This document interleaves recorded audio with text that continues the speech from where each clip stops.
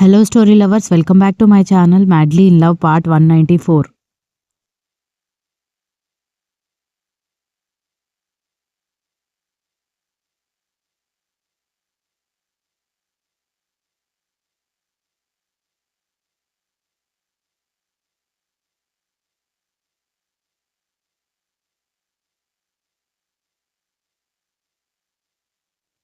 ఉఫ్! ఈరోజు ఇది తేలేలాగా లేదు గానీ, షాపింగ్ చేస్తారా లేదా అని విరాట్ అడగడంతో కర్ణ నవ్వుతూ చూస్తుంటే దక్ష కోపంగా చూసింది. త్వరగా కానివ్వండి, ఎక్కువగా టైం లేదు.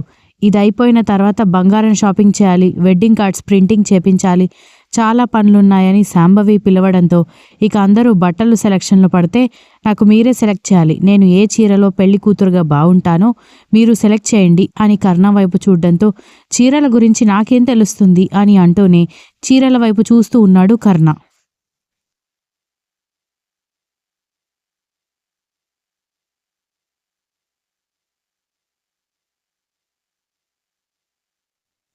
ఎల్లో మెరూన్ కాంబినేషన్లో పట్టు శారీ లాగా ఉన్నా కూడా పైన ఎంబ్రాయిడరీ రావడంతో చీర కొత్తగా ఒకవైపు స్టైలిష్గా మరొక వైపు సాంప్రదాయంగా కూడా ఉండేసరికి ఆ చీర తీసి దక్షం భుజం మీద వేసి ఇందులో సూపర్గా ఉంటావని చెప్పేసరికి అబ్బో అని అందరూ అరుస్తూ ఉండేసరికి వాళ్ళని పట్టించుకోకుండా అయితే పెళ్ళికి ఇదే చీర కట్టుకుంటాను అని చెప్పేసరికి అదొక్కటే సరిపోతుందా, ఇంకా చీరలు కావాలి, మిగిలినవి కూడా సెలెక్ట్ చేసుకో అని శాంభవి చెప్పడంతో సంఘవి నవీన్ మాత్రం అటువైపు ఒకరు ఇటువైపు ఒకరు కూర్చోవడంతో నువ్వేంటి ఇంకా ఇక్కడ కూర్చున్నావు, వెళ్ళి నీ పెళ్ళానికి కూడా చీరలు సెలెక్ట్ చెయ్యి అన్నాడు విరాట్.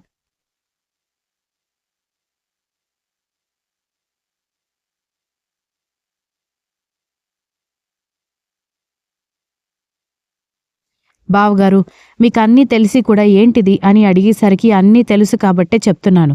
మీ చెల్లెలు మావాడు కూడా కలిసిపోయిన తర్వాత ఇంకా ఏంటి మీకు పంతం అనగానే నా వల్ల కాదు అని చెప్పి నవీన్ అక్కడి నుంచి వెళ్ళిపోవడంతో భగవంతుడా, అస్సలు మారరు అనుకున్న వాళ్ళు మారారు, వీళ్ళిద్దరూ ఎప్పటికి మారతారో అర్థం కావడం లేదు అనుకున్నాడు విరాట్.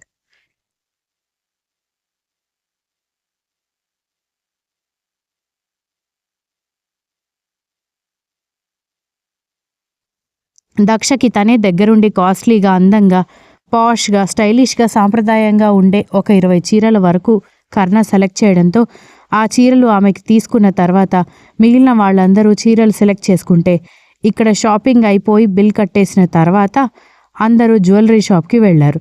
జ్యువెలరీ షాప్కి వెళ్ళిన తర్వాత కర్ణ సెలెక్ట్ చేయాలని దక్ష గొడవ చేస్తుంది కాబట్టి అతనే ఆమె చేపట్టుకుని వెళ్ళి కూర్చుని పెళ్లి చీర మీద సెలెక్ట్ అయ్యేలా పెద్ద అమ్మవారి బిళ్ళ వచ్చేలా ఉన్న హారం మొత్తం ఎర్రరాళ్ళు ఆకుపచ్చ రాళ్లతో చెక్కినట్టుగా ఉంటుంది. అది చూడగానే నచ్చడంతో లాంగ్ సెట్, షార్ట్ సెట్ తీసుకోవడంతో ఇవి రెండు వేసుకుంటే చాలు, సూపర్గా ఉంటావు పెళ్లి చీర మీద అని రక్ష చెప్పేసరికి సెలక్షన్ రాదు రాదు అంటూనే బాగా సెలెక్ట్ చేసావురా అన్నాడు విరాట్.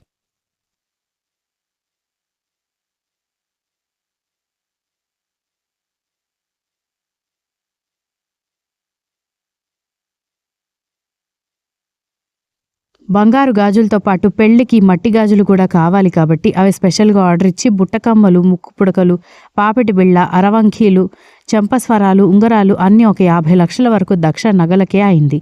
ఇంత కాస్ట్లీ నగలు ఎందుకు అని అడుగుతున్నా కూడా ఆ మాత్రం లేకపోతే ఎలా అని కర్ణ శాంభవి ఊరుకోకుండా నగలు సెలెక్ట్ చేశారు.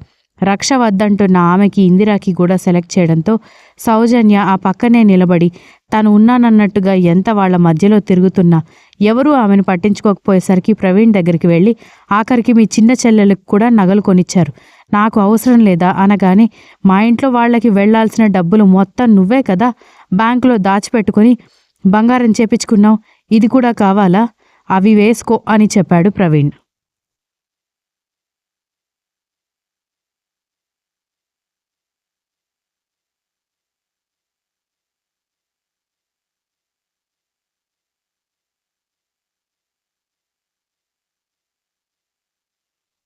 దాంతో సౌజన్య ఏడుపు మొహం వేసుకొని అవన్నీ ఎప్పుడో చేపించినవి, పాత మోడల్ అయిపోయాయి, నాకు కొత్త మోడల్స్ కావాలి, మీ చెల్లెల పెళ్లికి నాకు కూడా బంగారం పెట్టమని అడగండి అనగానే వాళ్ళు ఇష్టంగా కొనిస్తే తీసుకో, లేదంటే సైలెంట్గా ఉండు, నేనైతే అడగలేను అని ప్రవీణ్ చెప్పడంతో ఏం చేయాలో అర్థం కాక సౌజన్య మౌనంగా నిలబడితే అదేంటి వదినకి అని అంటున్న దక్ష నోరు మూసుకో, వదినకి కొనివ్వమని చెప్పావనుకో చంపుతాను అని రక్ష కోపంగా చెప్పేసరికి నోరు మూసుకుంది దక్ష.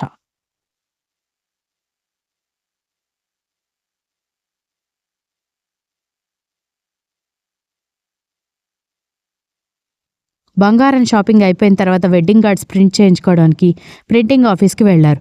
చాలా రిచ్ సెటప్తో ఉన్న ఆఫీస్ చూసి ఏంటే ఏదో న్యూస్ పేపర్ ఆఫీస్ లాగా ఉంటుందనుకుంటే ఇదేంటి ఇంత రిచ్గా ఉందని రక్ష దక్షని అడిగేసరికి నాకు మాత్రం ఏం తెలుసు, నేను కూడా ఫస్ట్ టైం వస్తున్నాను కదా అని అంది దక్ష.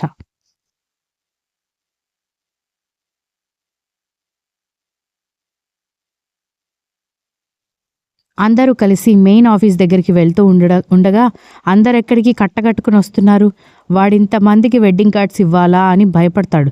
పెళ్లి కొడుకు పెళ్లి కూతురు వాళ్ళిద్దరూ కాబట్టి వాళ్ళిద్దరూ సెలెక్ట్ చేసుకున్న వాళ్లే ఎన్ని కార్డ్స్ ప్రింట్ చేయాలో చెప్తారు.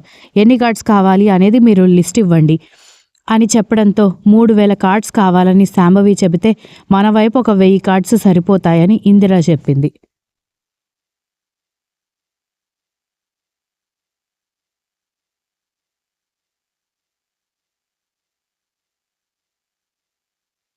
సరేనంటూ దక్ష కర్ణ ఇద్దరూ లోపలికి వెళ్ళి వెడ్డింగ్ కార్డ్స్ చూస్తూ ఉన్నారు. కర్ణ చాలా వరకు కాస్ట్లీ వెడ్డింగ్ కార్డ్స్ చూస్తూ ఉంటే ఏంటి ఒక్కొక్క కార్డ్ కాస్ట్ 50,000 ఉంది, ఇంత కాస్ట్లీ ఎందుకు, ఇందాక జ్యువెలరీకి బట్టలకి చాలా కాస్ట్ పెట్టారు, పెళ్లి కార్డు తక్కువ రేట్లో తీసుకుందామని చెప్పడంతో 20,000 ఓకేనా అని చెప్పేసరికి ఇంకా తక్కువ అనగానే ఇక్కడ ఇదే లాస్ట్ మేడం, ఇంకా తక్కువ కావాలంటే మీరు వేరే దగ్గరికి వెళ్ళాలి, అయినా ఒక సెలబ్రిటీని పెళ్లి చేసుకుంటూ ఈ మాత్రం రేంజ్ మెయింటైన్ చేయకపోతే ఎలా అని అన్నాడు అతను.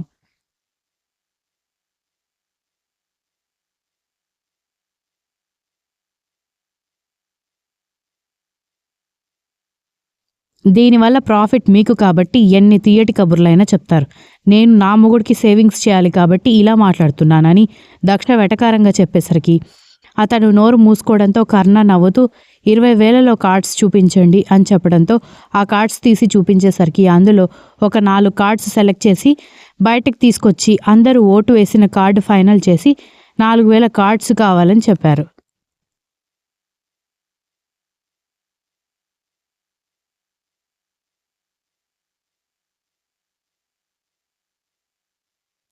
కార్డ్స్ కూడా అయిపోయేసరికి సాయంత్రం అయిపోవడంతో అందరికీ ఎక్కడలేని అలసట వచ్చేసరికి దక్ష కూడా నడవలేక కాళ్ళు పట్టుకోవడంతో ఏంటి మళ్ళీ కాళ్ళు నొప్పులుగా ఉన్నాయా అని అతను కంగారుగా అడగడంతో ఉదయం నుంచి అక్కడి నుంచి ఇక్కడికి తిరగడమే అయిపోయింది కదా, బాగా కాళ్ళ నొప్పులు వస్తున్నాయని దక్ష చెప్పేసరికి కర్ణ కంగారు పడుతుంటే నువ్వు టెన్షన్ పడకురా, మామూలుగా మెట్లు ఎక్కి దిగుతూ ఉంటే ఆ మాత్రం కాళ్ళు నొప్పులు రాకుండా ఎలా ఉంటాయి, అన్నిటికీ ఏదో అయిపోతుంది అన్నట్టు టెన్షన్ ఎందుకు పడతావు అని అడిగాడు విరాట్.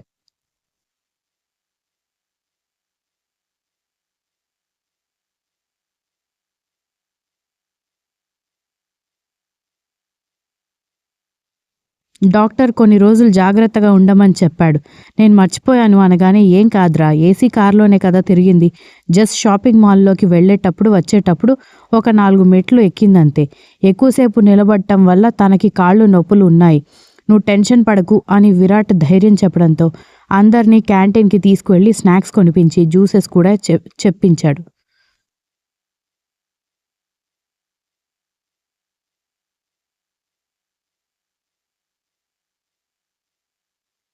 అందరూ కొంచెం రిలాక్స్ అయిన తర్వాత డ్రైవర్ని దక్ష వాళ్ళని ఇంటి దగ్గర డ్రాప్ చేయమని చెప్పి వీళ్ళింటికి బయలుదేరిపోయారు.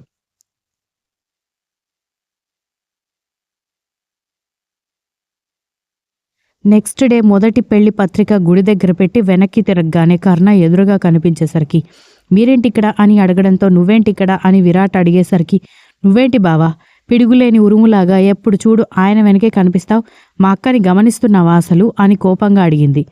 మీ అక్క కూడా ఇక్కడికి వచ్చింది, చేసిన ఓవర్ యాక్షన్ చాలు, పెళ్లి పత్రిక దేవుడి దగ్గర పెట్టడానికి వచ్చాం అని విరాట్ చెప్పగానే మేం కూడా అందుకే వచ్చాం అని చెప్పి అందరూ పెళ్లి పత్రికలకు పూజ చేయించుకొని పెళ్లి పత్రిక దేవుడి దగ్గర పెట్టేసి ఇక ఆ రోజు పెళ్లి పత్రికల డిస్ట్రిబ్యూషన్ చేద్దామని అనుకున్నాం అని చెప్పడంతో నువ్వు ఇంట్లోనే రెస్ట్ తీసుకో, పెళ్లి కార్డ్స్ సంగతి మీ అన్నయ్య వాళ్ళు చూసుకుంటారు అని చెప్పడంతో అది కాదు అని దక్ష చెబుతుంటే చెప్పిన మాట విను, నీ హెల్త్ బాగా లేదని తెలుసు కదా అని కోపంగా చెప్పేసరికి సరే అని చెప్పింది.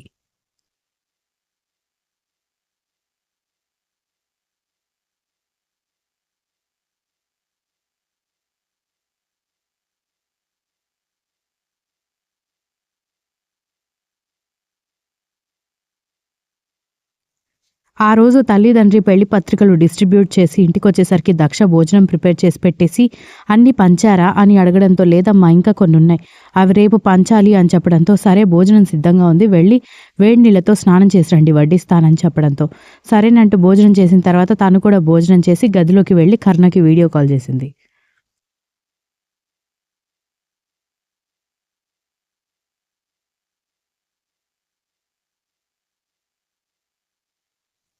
అతను కాల్ రిసీవ్ చేసుకుని డిన్నర్ చేశావా అని అడిగేసరికి చేశాను. మీరు చేశారా అనగానే చేశానని చెప్పడంతో పెళ్లి పత్రికలు పంచారా అని అడగడంతో వెళ్ళారు ఇంకా కొన్ని పంచాలి అని కర్ణ చెప్పడంతో ఇంకేంటి విషయాలు అని అడిగేసరికి ఏమీ లేదు. మీరే చెప్పాలి నేను గుర్తొస్తున్నానా అని అడిగేసరికి ఆమె వైపు చూసి స్క్రీన్కి దగ్గరగా వచ్చి బాగా గుర్తొస్తున్నావు మరి నీకు అని అడిగాడు.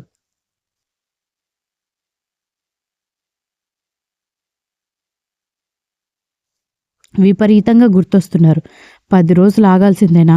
ఇంకొంచెం ముందుగా పెళ్లి చేసుకుందామా అనగానే నవ్వుతూ ముహూర్తం 10 రోజుల తర్వాత ఉంటే ముందు ఎలా పెళ్లి చేసుకుంటావు అని అడిగాడు.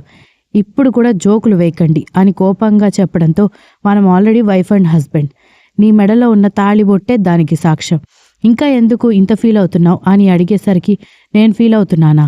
అయితే 10 డేస్ వరకు నేను వీడియో కాల్ చేయకపోతే ఓకేనా అనగానే చస్తావు అని అనగానే మళ్ళీ ఇదేంటి అని అడిగేసరికి నిన్ను కొంచెం తొందరపడకు అన్నానే గాని నన్ను దూరం పెట్టమని చెప్పలేదు అన్నాడు.